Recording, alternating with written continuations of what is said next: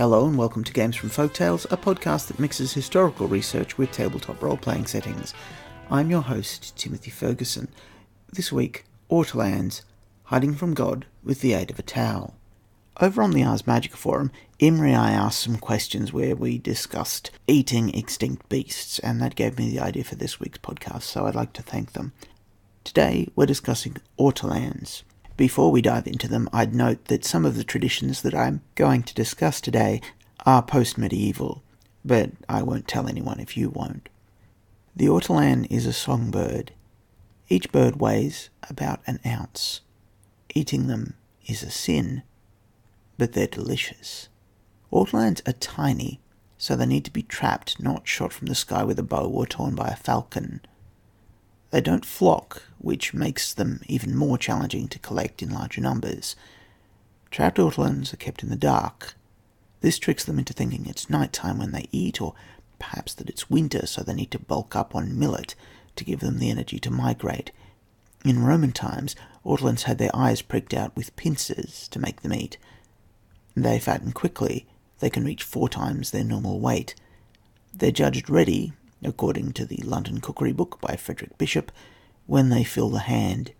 He refers to them as lumps of celestial fatness. The ortolan is not killed by the blade as other birds. This bruises the flesh and ruins the visual impact of the dish. The French method of dispatching an ortolan is by drowning it in armillac, which is a type of brandy, distilled wine. Modern authors talk about vats of brandy, but Bishop just uses a glass. He seems to prepare his ortolans one at a time. Immersion marinates the bird while killing it, and fills its stomach and perhaps its lungs with brandy. There are various methods of cooking, but many emphasize that the bird should be cooked in its own fat. It's roasted or charred only briefly to warm it and remove the feathers. Before eating, the diner places a towel over his or her head. Some say this is to capture the aroma of the bird. Some say that it is to hide the grinning, drooling, overstuffed face of the diner, particularly if they have to spit out the head, feet, or larger bones. Some say it is to hide the sin of eating a defenseless songbird from the eyes of God. The bird is placed in the mouth feet first, with the head escaping from between the lips. Bishop suggests cutting the feet off, but this is less common in the modern day, where they're swallowed or spat out as the diner chooses. The ortolan is crunched down upon with the molars to create a paste of the fat, small bones, organ meats, and brandy. Anthony Bourdain also says there's salt from the diner's own blood as the bones prick the inside of the mouth, but I can't see that mentioned in other sources. Many describe the experience as meditative. Personal awareness recedes before an overwhelming wave of flavour.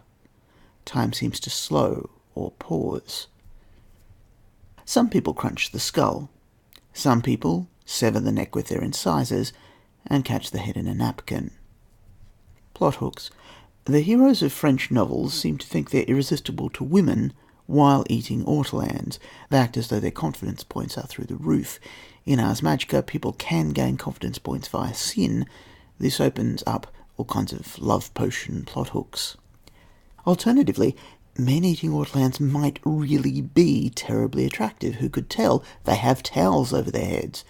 Maybe that's to stop those who have mid-range scores on the Kinsey scale from changing a dining experience into an erotic experience. There are blackmail stories here. Pickled ortolans were once exported by the case from Cyprus. Why does Cyprus have all the really cool stuff? The name Cyprus comes from the copper that was vital during the Bronze Age. In 1220, they're the centre of the saffron trade, literally the most expensive bulk commodity sold in mythic Europe. Apparently, they also have heaps of celestial fat balls. What's going on in Cyprus? Is it fairies? Is it magi? Have the Quaesators investigated this? A covenant might have ortolan export as its source of income. The birds can be called together by magic, kept in the dark using circle spells, and brandy is easy to make with the smokeless heat provided by ignum spells. Setting this up would provide a story hook. The ritual of dining seems to evoke the sin of gluttony deliberately, particularly the nullification of the self through taste. The demonic chef, given in realms of power the infernal, might be behind the spread of the Ortolan ritual. I can't see notes about the trapping of these birds, but I imagine it uses bird lime. Bird lime is a latex glue which is made by boiling the sap of various plants. British bird lime is made from holly, Italian is made from mistletoe. A major skilled in herbum might create this substance for non-lethal combat. It's also used to fireproof wood. As a songbird that tastes delicious, the Ortolan seems perfect as an Imogen Viz source. If contested, then gourmand noblemen, poachers, gluttony demons, and fairies may try and steal the birds away. Next week, we have a micro-episode on philosophy when we consider the practical implications of Rawls's veil of ignorance in a magical setting where it can be imposed on others. I still need a better tagline. See you next week. Celestial fat balls? Celestial fat balls! No, that won't work. I still need a better tagline.